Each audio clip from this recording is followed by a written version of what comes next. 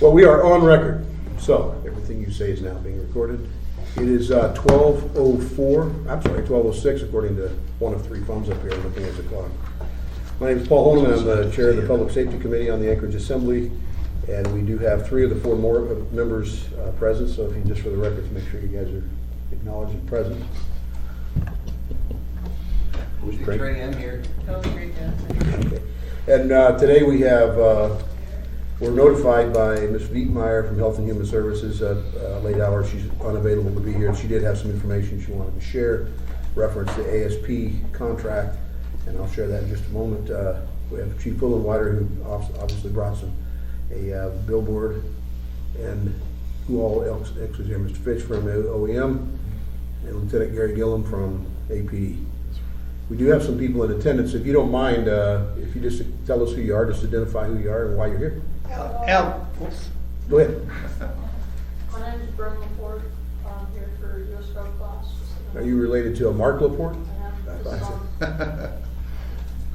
name is Shalini Coons. I go to South Anchorage High School and I'm here for U.S. Government class. Fantastic. I'm Olivia Mills. I also go to South, and I'm here for U.S. Gov. Fantastic. I'm JoJo Mills, and I go to South, and I'm here for U.S. Gov. Do you have the same teacher? Yeah. Fantastic. Kirsten Swanchell. Very good. And Sherry Easley. Very good.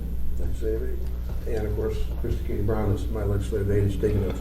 and Al Millspaw, University Air Community Council Vice President. Very good. Okay, on the agenda, it's fairly light, and it's related to some reports referenced July 4th weekend, but we may have some other questions, and also certainly we'd love to hear from the departments. Chief, I suppose since you're the director of AFD and you've got your billboard here, if you'd like to start and let us know what you have. Certainly, let me begin with July 4th. We did have an incident out in Girdwood.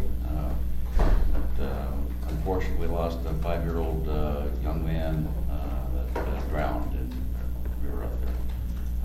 It was handled by Girdwood. We sent Rick down there to assist, but the outcome was not good at all. Where was the drowning at? You know, I'm not sure. Glacier Creek. Glacier Creek, that's it exactly, yeah. The mother said she just turned around for a minute, he was gone, which happens. We've all raised kids, we don't know if that happens, you never know, it's tragic. As far as fire calls or reports damage or injury as a result You of know, fire? we didn't have any fireworks incidents, nothing that I'm I've had aware no of. fireworks calls this year, and I don't know why. We had firework calls, but no. Yeah. The other priorities? Oh, yeah. When I get to, I'll give you the stats on those. Actually, that's what you wanted on, that's what was on the agenda, but what I wanted to talk about today, I had a meeting with the mayor this morning. And it was all about moving Medic 12 to either Station 4 or Station 1 on a temporary basis and on peak hours Where's only. 4 at? I mean, where's 12 at? 12 is. It's ours. Actually, it's Homer. Four ours. is ours. 12 is ours too. And so is Station 4. So Yeah. here's, this was, the other way here. We can grab that easel for you if you need, Chief. There's Well, if one. it stands still, well, I'll touch it, it'll probably be all right. The idea is to take the stress out of stations 1, 3, and 4. If you look at our medic calls from International Airport north, that represents 75% of our calls. So what's happening, and these guys at 1, 3, and 4 are literally getting worked to death. And what we're trying to do is to bring our resources up to compensate for that particular area. You know, anytime you move anything, I don't care what it is, whether it's a medic unit or an engine company, or building closures or whatever, it's always cause for concern. I want to emphasize that this is temporary in nature and on peak hours only. Those peak hours will be from noon to 9 o'clock. Just to give you an idea of It's what our 12 p.m. to plan- 9 p.m.? 12, yes, 12 p.m. to 9 p.m. There's reasons for that. We don't, from 9 to 12 is when these guys do all their daily work, the checks and everything that it takes to be a member of that particular station.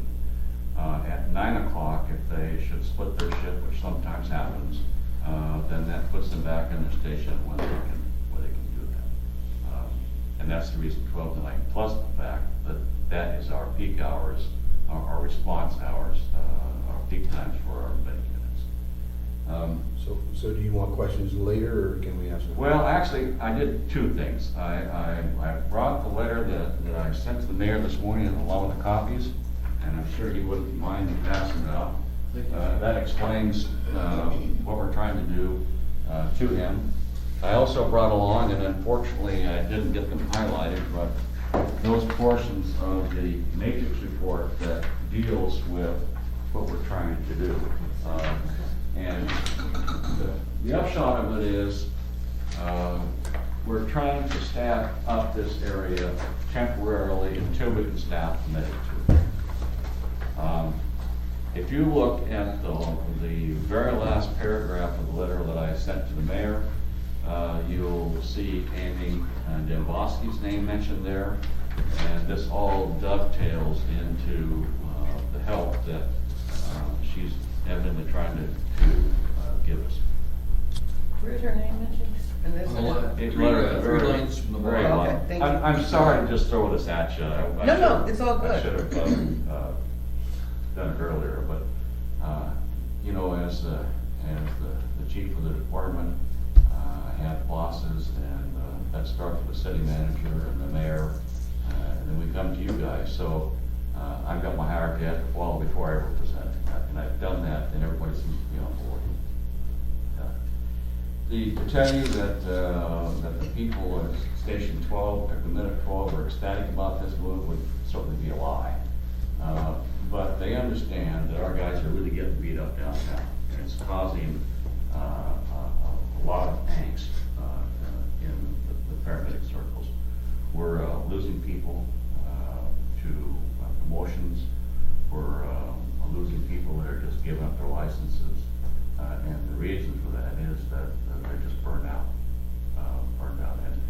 And it's hard to explain that. Maybe I can give you an idea. Way back when, in 1964, that's the year after I hired on, we had what we called the Little Red Wagon. It was, I don't remember exactly what year it was, but it was a Pontiac station wagon with a gurney in the back.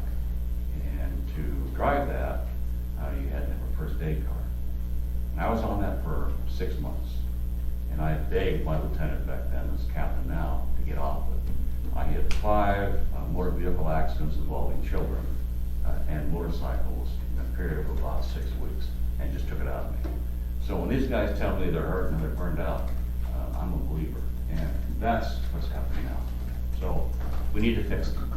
There's been a lot of temporary things thrown at it. This will work, and matter of fact, I think the comment being your president is that he fears it might work too well, to where we won't go forward with a Medic 2. I've assured him that's my intention, and I believe once we have the resources to do that, and that could be sometime in March of 2015, or maybe as late as July in 2015. So I can go through the stats if you like, but it's pretty obvious if you look at them. Here's Medic 1 with 4,700 calls, Medic 3 with 42, Medic 4 with 4,300 calls. The threshold, they say, before you start to really hurt people is about 3,500 calls. We've got actually 2 more that meet that, and that's Medic 5 and Medic 6. So what I'm trying to say is the system's stressed, and it's stressed because we don't have enough paramedics. Not because we don't have sufficient manning, because we don't have enough paramedics. Somewhere, somehow down the line, we didn't do a very good job of planning. We didn't do a very good job of putting people through school so we could deal with the attrition rate that we have. So Ms. Gray Jackson has, I know, a number of questions. I have a few as well. So Thank you, Mr. Chairman. I have a lot of questions, okay? And the first one is, so what's the mayor's position on what Ms. Demboski wants to do? He's for, he supports it. He supports it. He does. Why? Because it's the right thing to do. Yeah, I mean, because the money's coming from the Assembly Department. Well, I'm sure that's part of it, yes. Yeah, so, okay, so, and my next question is, because, we've been told, by a prior chief that there was funding for an academy, okay? And I know there was for 2014, but that was deleted during the 2015 budget process, and I couldn't find any money. So my question to you is there any money in this 2015 2014 budget for academy? There's money in the 2014 budget to start the process. And in fact, you gave that to us the first quarter revision. It's 190,000, right? Well, 135,000, I think, but. I mean, Okay, and let me back up a minute. I mistaken when I said that the 800,000 was taken from the 2014 budget. The 800,000 was deleted from the 2013 budget when we were in the 2014 budget process. Okay, so I thought it was 190, but you say it's 135, and that'll start the process? Yes, that starts the testing process and everything that goes along with it, yes. Okay. So, okay. Let me qualify that a little bit. That's with the start date of our academy, March 1st, 2015. Okay, so the 135,000 that's in the budget for 2014. And that will be spent in 2014 due to the testing process that we have to have before we can even. Okay, so the testing process will happen this year? Yes, it will. Okay, so for how many paramedics? I don't know. I don't know. I mean, what is $135,000 gonna cover? $135,000 is going to take us completely through the testing process with the candidates we have. We'll probably have 100 plus, maybe 150. Okay, so, and I don't mean to cause you any issues, I'm just, getting somewhere with this, okay? So the $135,000 will cover testing for 100 plus? is 100 what you're plus saying? people, sorry. Okay, that's what I, Yeah. 100 plus. Okay, so what Mr. Bosky wants to do is encumber money this year to cover, for the hiring paramedics for next year. No. Okay, What she wants to do is to see if we can hire people now and get them started in the process. Now, as I've analyzed it, probably as many sooner than October 1st. And to get those kind of people, we're going to have to do lateral transfers from other qualified firefighter paramedics within the state. Now, can we do it? I believe so. We've tried it before, it's been unsuccessful. The difference now is that paramedicine, the level has risen in the last 3 years as far as people that want to get involved in and want to do it. right. More people, we have a bigger pool to pick from. Right, and I guess I got a little bit confused reading this, because I taught there, okay? So if the assembly appropriates that funding, okay, you'll be able to start an academy in October? We will start we'll actually, if we bring these folks on, we will start them through our training process immediately. And that initial training process will be the activities that it takes to bring a paramedic up to our standard. Okay. I guess what I'm trying to get at is, okay, if we appropriate this funding this year, does that guarantee that we're gonna have folks in place this year? We'll have folks in place this year, but they will not be boots on the street. They will not be on the street. Right. There's no but way the- we can get them on before March or even possibly July. Okay, so this funding will put them in place and then, okay, and the reason why I'm asking all these questions is because I wanna make sure that it makes sense to appropriate the money now and not for the 2015 budget. But in addition to this appropriation, you're still gonna have to appropriate money in the 2015 budget. Exactly. Yeah, are they talking about that right now, the administration? Absolutely.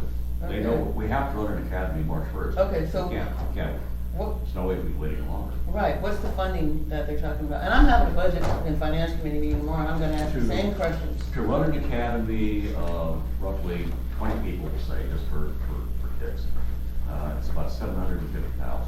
Okay. That includes all the equipment that you have to buy for these individuals, and the training aids, the overtime it takes to train and everything else. Right, and it was 800,000 in 2013, the amount of money that was deleted. I wasn't there then. No, I know that, I'm just making No, a point. what I'm saying is I'm saving you money already, I'm trying to be smart. Chief, please bear with me, I'm a budget person. Oh, sure. And I'm not trying to give you a hard time, but I'm a budget person, and I'm asking all these questions for a reason, not to put you on the spot, honestly. I don't feel like. Yeah, well, that's good. Okay, right now I don't have any more questions, but thank you very much. Mr. Train? The question I had, as I read through the letter briefly, and of course maybe more explanation, it says, you said it's temporary in nature and in hours, this move that you're trying to make right now, I mean, basically to assist you.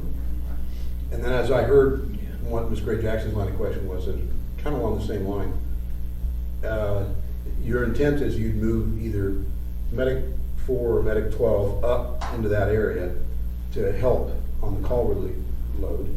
And then the hours are noon to 9, so basically 1200 to 20, or 19, 2100.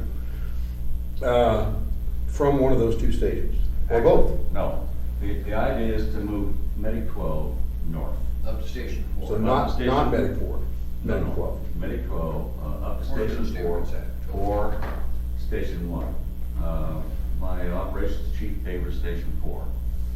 I'm kind of leaning towards Station 1 because that's where the action's at. However, Station 4 is pulled into Station 1's area all the time anyhow, so it doesn't really make that much difference if it's there Gotcha. or if it's at 1. It's just closer and they respond Exactly. primary, or secondary to Medic 1. And then, so how long do you anticipate the need to do that for? I suspect, assuming that this money occurs, Amy's idea, probably March of 2015 to August of 2015. I don't know because I don't know how long it's going to take to get these lateral hires up to speed. If that does not occur, then we will hire hopefully as many paramedics as we can get in 2015. However, you won't see any of those on the street until 1/1/2016. So this temporary move might not be so temporary if that's what occurs. Ms. Creed? Thank you, Mr. Chairman. And so to do what Ms. Dombowski is proposing, how much money do you need? 400 plus in that area. And that includes not just the salaries of the 6 people, but it also includes all their gear, their turnout gear. It includes probably a week of pretty intensive training as far as, I don't call it a mini academy. And I don't want to say I think. I believe that it'll take a little over $400,000. I know it's going to cost us in salary of probably $215,000 to $230,000. And that's for 6 people. For 6 people. Okay, and based on getting folks from out of state that are already paramedics? Based on getting people within the state. that I'm are sorry, already I made a mistake. People within the state that are already paramedics. Certified paramedics, Right, yes. okay, thank you. It can be done, it really can be. Well, I'm not saying it can't. Oh, I know. No, not at all. I'm just asking questions, so I get the whole picture. Thank you, Mr. Chairman. Thank you. Okay, I think we get the picture pretty much, and I guess I go back to the line of questioning from earlier in preparation for 2015 budget. 6-year full, you're a Medic 1, if we were to add Medic 2 into the play, as was projected, at no later than first quarter of 2015, that proposes moving forward that you'll need how many FTEs to fill that Medic 2 on 3-shift rotation? I think that's how you do it, right, 3 shifts?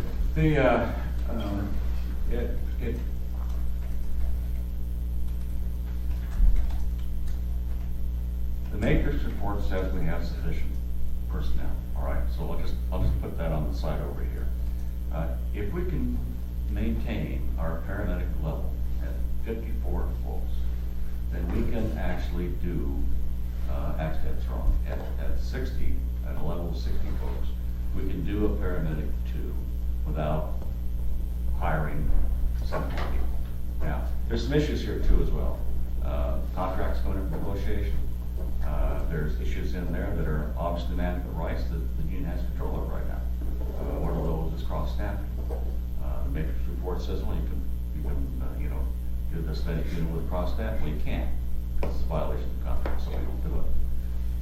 There's a couple of other things that might alleviate the issue, but the contract negotiations are going to play a big part as to what occurs, at least in the fire department, in the next 3 years. So the contract is being negotiated currently. No, it will be. They have to negotiate within 90 days of the end of the contract. So I have not heard one way or the other it's even been broached yet by us or When by does the CBA expire for ASD? 12/31 as far as I know. Mr. Trainee had a So follow-up. though Jennifer's got that in her 37 line is equipment, the staffing for equipment. She wants to make that management right.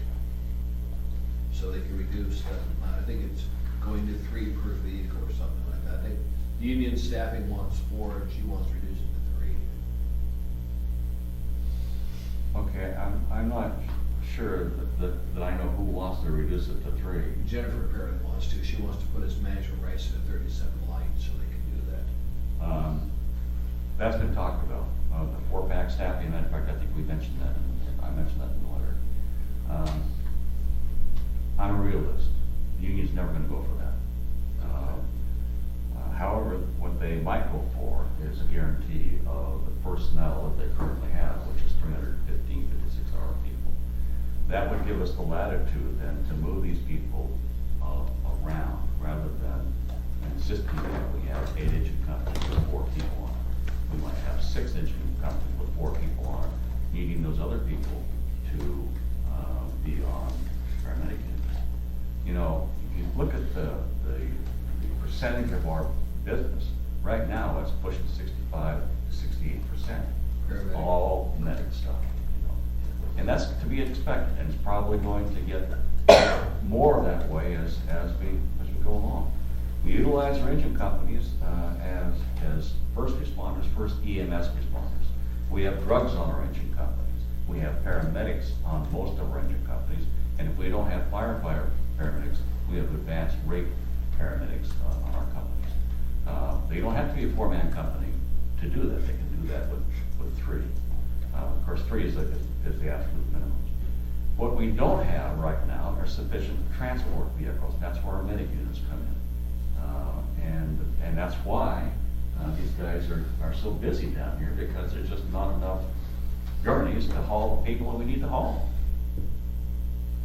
Stabilizing the patient is what we're all about. We get on location and we have the knowledge and the drugs and to stabilize the patient, then that's fine. They can wait for transport to a certain extent. And so it's all about managing resources. We could spend a lot more money, you know. We could have all 4 managed companies. We could have a lot more medic rates, but there's got to be a balance here somewhere. Everything costs. I'm just, I know we've got other topics to talk about. Do you have follow-ups there as well? Pretty excellent. Thank you, Mr. Chairman. Just for the record, I want to say thank you very much. I'm really glad you brought this to the Public Safety Committee today. And I support this, Ms. Domboski's idea, because for me, safety first, period. Nothing more to be said, but thank you very much. Well, thank you. Mr. Chairman. I will provide the committee with numbers that are actual before you get close to a vote on this. And let me just say one more thing, if I may, Mr. Chairman. There's going to be a Budget and Finance Committee meeting tomorrow, and I'm going to ask some questions, so you may want to be there. Okay? Thank you. It's at Newman City Hall. Yeah. I'm going to ask questions to the CFO. So. Well, that might be interesting. I think so. So I just want to give you a heads up. Okay, certainly, I'll be there. Chief, I laud you as well for bringing in an issue that is, in my opinion, very critical to your efficient and effective operation, particularly when it comes to medic. And I appreciate the fact that there's only so many resources, and you got to make sure you manage those appropriately. Looking at the numbers, and I just, as you eloquently explained, I don't see how you can. It's just not possible to do more with less. And so, in essence, and I'm not even sure you can do more with what you've got. You can spread it out, and you can probably ease the pain a little bit in one area, but it's like putting the finger in the tub. It's going to displace it somewhere else. And so, frankly, it's time to have a serious conversation on Medic 2, which may or may not mean you need to add 7 more bodies, is what I'm hearing. And if that's the case, we need to know those realistic numbers as soon as possible, and I suspect tomorrow is a good segue to a conversation about that. So, you know, looking at a minimum of 7 bodies, that whatever that salary amount is, and, you know, notwithstanding training costs, of course, whether you can get them from the lateral with somebody that's pretty well up to speed and you can get them ready to go immediately, or if you've got to spend a year or better. Well, we have 10 vacancies right now, so what we will do will be to absorb these 6 paramedics into the first part of the year. My guess is we'll probably have 12 to 13 by time we run the academy. maybe even more. But our attrition rate over the last 5 years has been roughly 10 per year.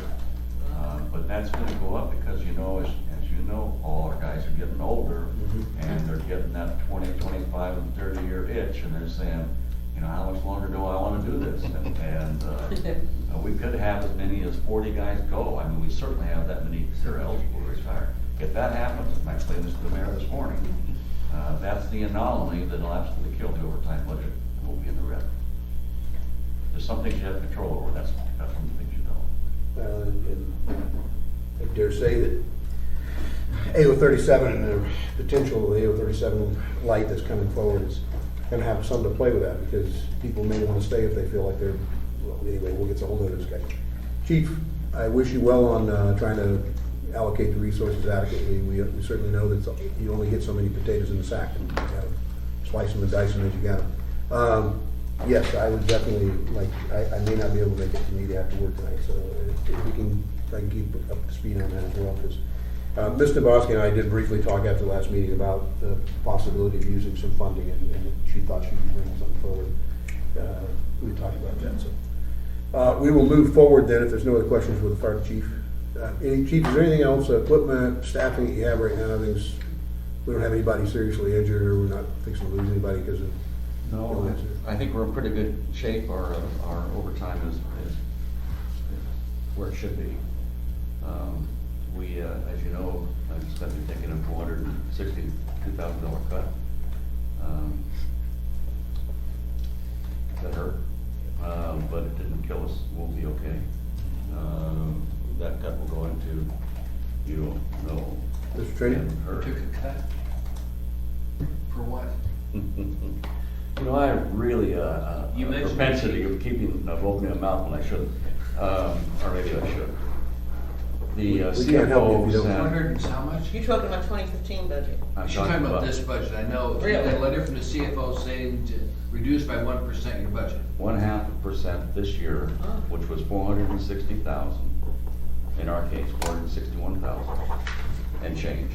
And another 0.5% going into 2015, which would be a total of 1% cut over this year's budget.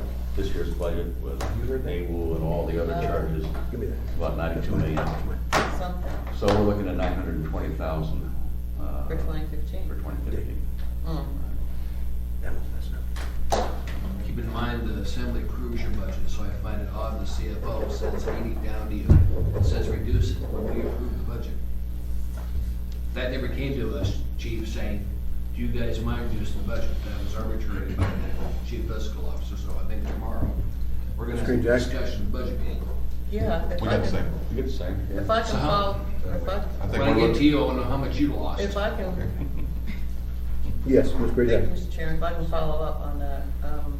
That's another item that's gonna be on the budget, for the finance committee, meeting agenda tomorrow, and every single month here until we get the budget, is update on, the 2015 budget, so I'm glad you're gonna be there. This is the Yeah, 2014 and- budget they cut.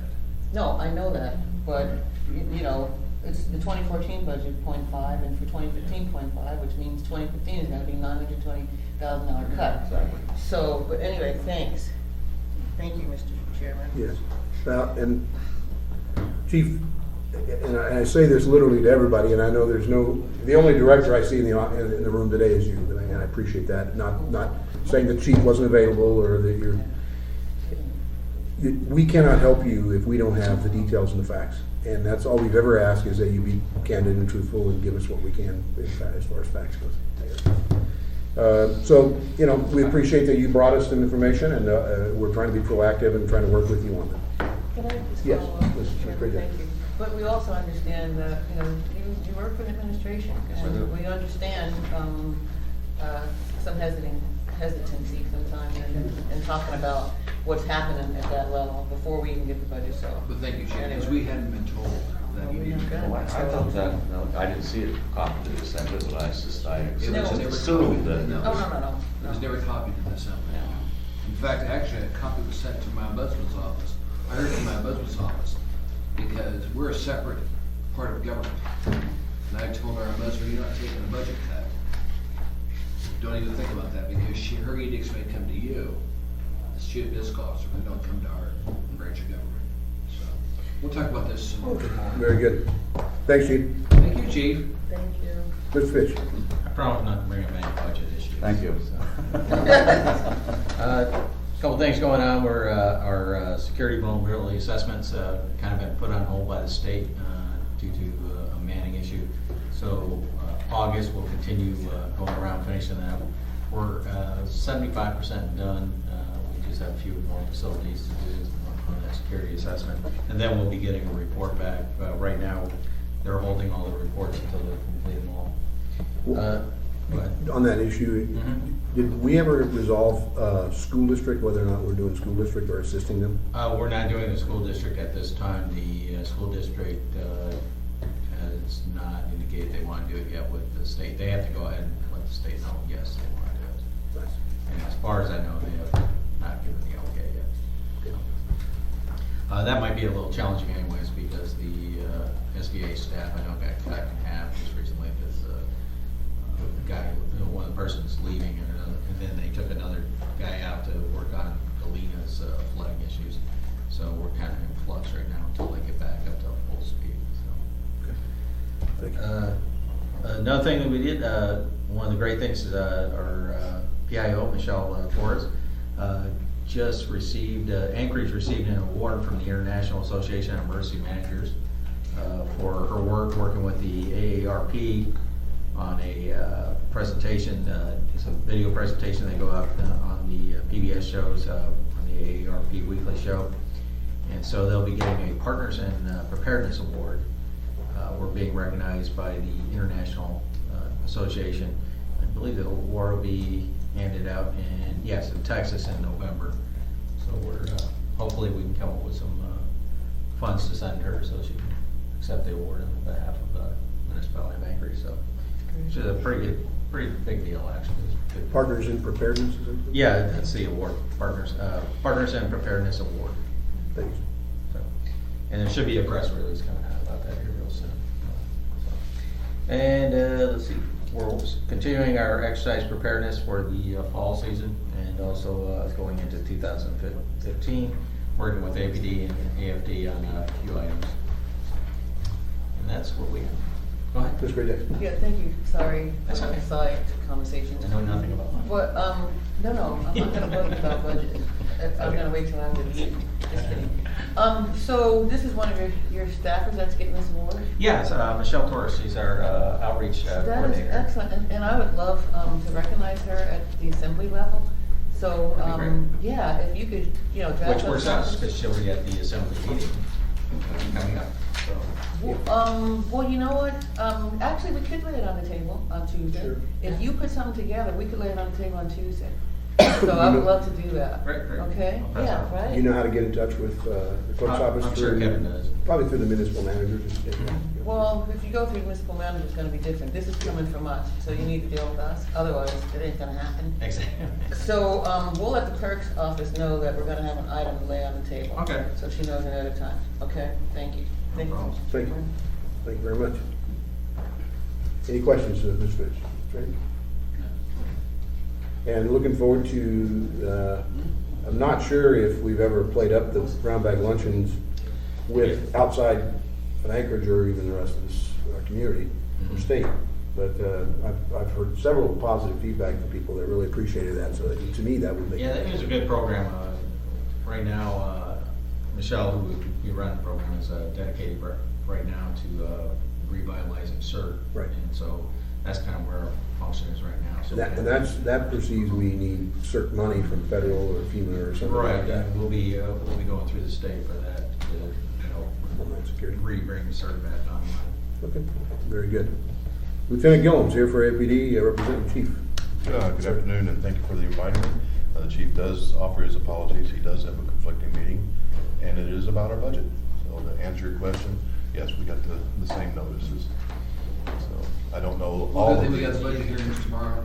Yes. Well, budget committee, yeah. So I don't know the exact figures, but I heard right around $1 million was being talked about. So 500,000 this year and 500,000. I don't know if it was all for 2014 or if it was for half and half. I don't know that. We can figure that out. So understand, when we put the budget together, we know how much you guys have told us what you need, and we get an arbitrary cutback, justification. It puts into question you guys' ability to execute your plan, because we've reduced some of the funding now. Those very issues were discussed in the last command meeting. This has not come to us, so that's always fun. Sorry, Chief. Okay, so what the chief did ask me to bring to you was information about the 4th of July weekend. I understand firework calls were a concern. I did not have time to drill down to all of the calls, but I got for the 24-hour period of the 4th, 5th, and 6th that weekend. Unfortunately, it's just a regs violation. So I can tell you that for the 4th, there were 151 reg violations. That's probably going to be a majority of fireworks, but to give an example, a regs violation could also be an illegal camp. Somebody calls in about an illegal camp, that's a regulation violation. And for the 5th, there were 65, and on the 6th, there were 15. So I'm guessing the majority of that is going to be fireworks. As they trickle down, everybody's fired most of their fireworks over the weekend, and they're down to a few by Sunday. Thank you, and I did obviously hear some of the traffic and the radio conversation that's going on in that. I didn't hear how many might have been related to AFD, so I'm just curious as to if we had any injuries, people, hurt hands or burned themselves, or. I don't believe we had actually any any fireworks related calls, at least as far as fires are concerned, and I don't know about it. I didn't hear like that either. So. Okay. Downtown, Town Square, and Mountain View. Okay, the downtown, I have not been to a downtown partnership meeting since the last time I visited with you last month. I'm still waiting for their next meeting. However, I have been communicating with Chris Schutte of the Downtown Partnership. He asked me recently how things have been going, and I responded that the CAP team has noticed there is some changes because of the closure of the Platinum Jags, the Anchor. It might be just a perception. We don't have the numbers to back it up yet, whether the calls are reduced. But they are saying that there are two significant and one problem area that are recurring, and that's the Gaslight, Bernie's Bungalow, and outside the Avenue Bar on the Friday night, Saturday mornings. So the CAP team has worked with the management of the Gaslight. The one good thing they did was they no longer allow people to enter in through the alleyway entrance in the Gaslight. So that allows the officers, as they're driving around and checking, you could see any type of illegal activity. Before, there were literally 50 or 100 people milling around. It was very difficult to see if there was any real criminal activity happening. Bernie's, one thing that the CAP team worked with them on is closing the access to the bar at 1:30 in the morning. The reason is because literally you would have people wrapped around the block waiting to get into that at 1:30 in the morning. And there's no way they're gonna get in because people aren't leaving that often, and people get frustrated standing in line, and people pushing and shoving, and then fights break out. So Bernie's has agreed to close access. It says no way people can come in after 1:30 a.m. and that has helped reduce some of the outside violence in the area there. We are still seeing way too many drunks staggering in and out of the bars. I actually worked one weekend down there just to see what was happening, and I was shocked at how many people literally were being helped into a bar. And so we're going to come back to the table and talk to the bar owners about doing a better job of, and it may be that they're allowing them to get in and then turning around and pushing them back out, but we're not, they shouldn't be allowed to walk inside one of those bars. Have you been working with ABC at all on their? Well, you've probably seen the ABC, the whole commerce issue and stuff. The ABC is really gutless. They really can't enforce a whole lot based on what they got done. So I'll tell you right up front now. Just training. We would orders coming forward on towing. done two segments on this. The first one will be in front of the Senate at our next meeting. What it does, it recapitulates the fine for not renewing your towing license. And it runs, the license will now run from 1 January to 31 December. So we're gonna give the people a little break this year for a few months, put them on cycle again in 1 January. But we're putting forward again what the fine is for not renewing your licenses. Last year we lost about $500,000.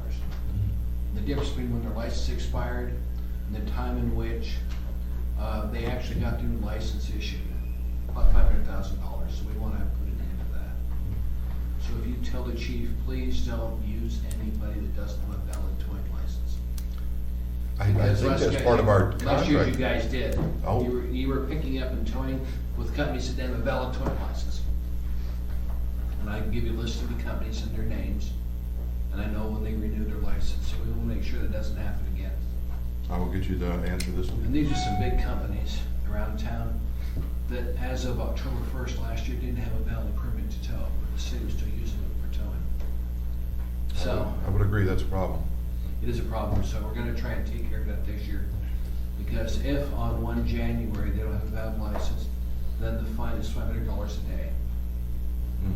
And that'll get their attention in a hurry. Money usually does. Money does, it's one thing that seems to. That's what I love about AMC 880.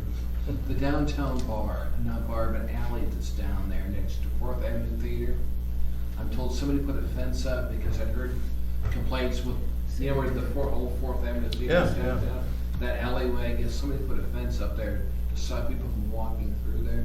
Did you I hear about was that? unaware of that. If I can, Mr. Chairman, I saw it on the news, and the news said that the city put the fence up. Well, I'm just trying to find out from him if he knows about it. I don't know a thing Obviously about doesn't know about it. it. Do you know when they did that?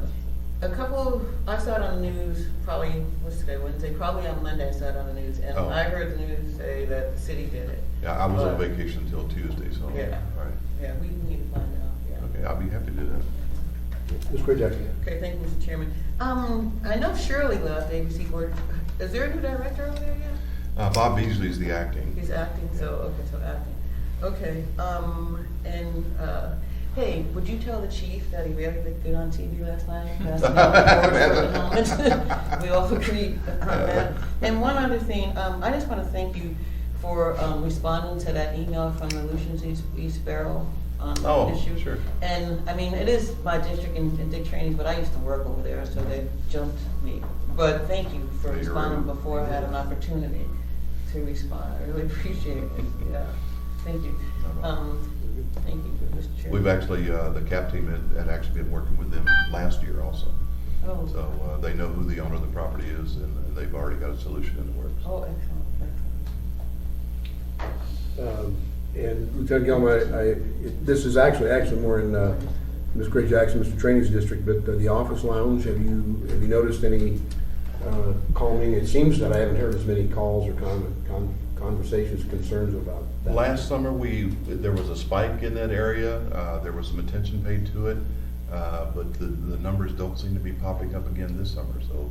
I don't- The new owner, in my opinion, chosen Okay. poorly on management, but we've had several candid conversations, so I'm just trying to see if a year later, has it done well? It hasn't reached my office, and so usually when there's a spike in problems, the CAP team lets me know, so, but I haven't received anything, so I'm gonna guess. When you get a chance, if you want to just review it and see if there's anything, let me know, I appreciate it. I will ask specific. Because we did have it on our conditional use, I believe, to review in a year, so, if I'm not mistaken.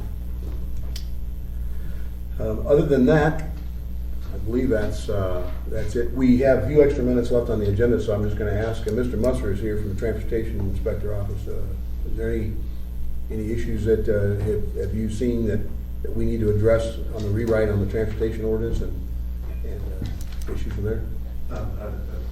Thank you, Richard.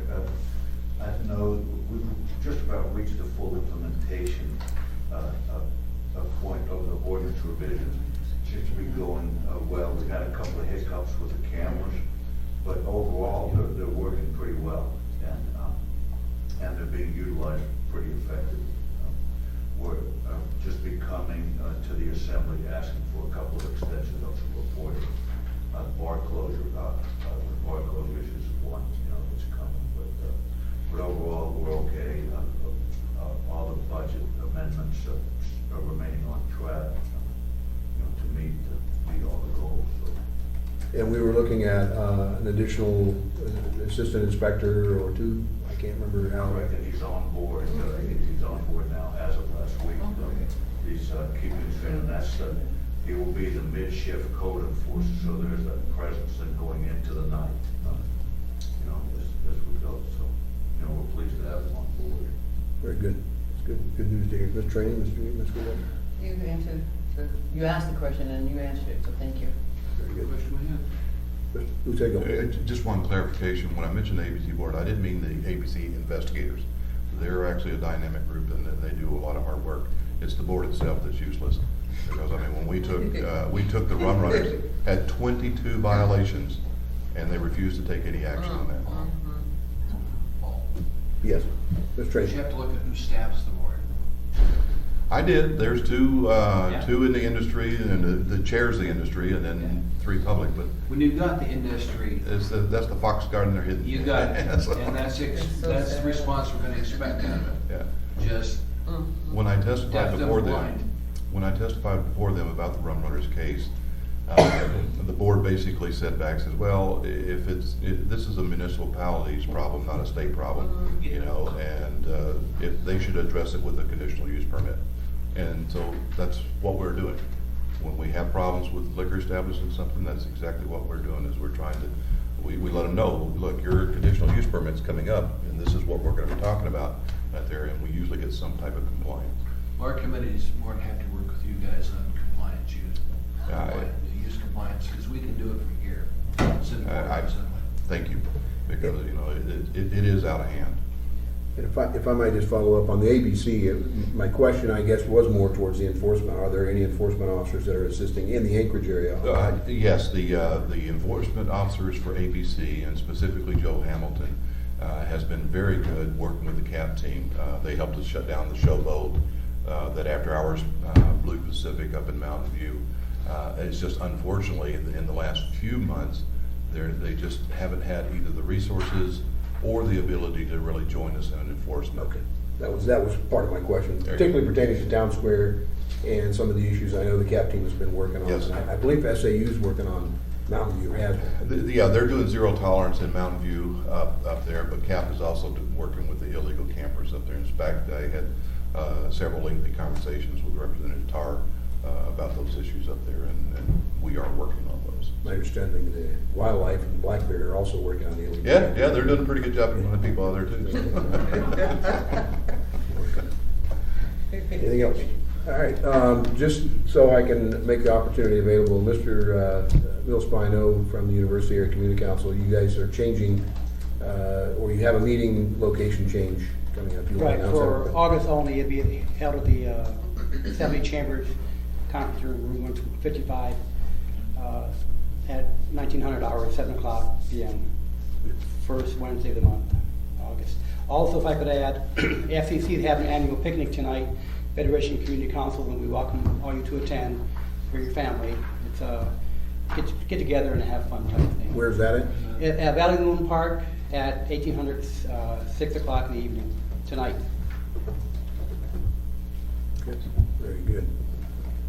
So these young ladies are invited too, they can come down and have part of our. It's a public And forum. gentlemen. It's a public forum, yeah. Very good. All right, appreciate the invite, and remember, I know we're preparing for our alumni meeting, picnic for tomorrow night. We'd probably be shopping around that time, but if I get a chance, instead of eating a Costco dog, I might come down and get one on FCC. So, and then what we would do is, I got just a few minutes. If you're invited to come to this next Tuesday is our assembly meeting, our scheduled assembly meeting. And if you're going to government class, sometimes going to, I don't know how many meetings you have to attend for your class for credit. Oh, so you're open to just knock that out now. I see. Rather than be there in the evening, I get better things to do on a summer month. Okay. Well, the Pledge of Allegiance sounds much better when everybody's there in the audience. So we invite you to this room just across from us, and it is open to anybody, so you're welcome to come, and we would sign your agendas there. So any one of us will be signing your agenda would probably be okay for you for credit, I guess, as it goes on. And I think you came in with the chief, didn't you? Were you riding with the chief or just helping him out? No, he just showed me the way. Showing you the way, okay, very good, very good. Anything you guys like to comment on, or do you have any questions about what we do in the committee here or on the assembly? Okay. This is the Public Safety Committee. There's 4 of us that are normally, 1 member is not available today. But we deal with issues of the departments that are in public safety. And there's, as you know, there's more like Health and Human Services when they will be here, but they deal with animal control and also inspecting on food, foodborne illness, anything to do with public health, which we also consider to be a part of public safety because, you know, a safe community it comes in many different prongs and approaches to it. So we appreciate you being here. And then again, after the meeting, please come forward. You had a question? Yeah, Ms. Craig Johnson. This gentleman had a question, but do you guys need signatures? Yeah. Okay. Any one of us. And you got a question, sir? So this public safety committee's jurisdiction is Anchorage? Excuse me? Is this safety committee's jurisdiction just Anchorage? Correct, with the municipal The whole assembly, bowl. the whole bowl, so Yeah. all the way to, well, technically to Girdwood, but I know public safety for police is troopers out there, but fire department runs an agreement through Girdwood Volunteers, and the same thing out to Bridge, Clute. Jukiak. All the way past Clute now is to the bridge. So. All right, if there's nothing else, we will call this meeting adjourned at 12:57 PM. Thanks for being here.